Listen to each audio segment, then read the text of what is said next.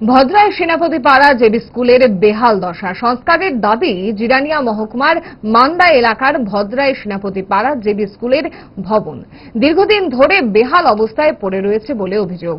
বর্ষাকালে শ্রেণীকক্ষের ছাদ দিয়ে জল পড়ায় পড়ুয়াদের স্টাফ রুমে আশ্রয় নিয়ে পড়াশোনা করতে হচ্ছে। বিদ্যালয় কর্তৃপক্ষের দাবি, বিষয়টি একাধিকবার শিক্ষা দপ্তরকে জানানো হলেও এখনো পর্যন্ত সংস্কারের কাজ শুরু হয়নি।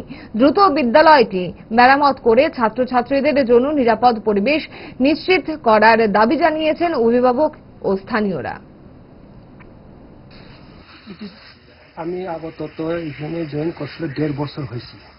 এই 1.5 বছর আগে কি হয়েছে এটা তো আমি এটা ঠিক জানি না, তবে আমি যে সময় ওই 1.5 বছর আগে এখানে আমি জয়েন করছিল, ওই সময় যে সময় জয়েন করছিল ওই সময় এই অবস্থা, তারপরে এখনই এই অবস্থা।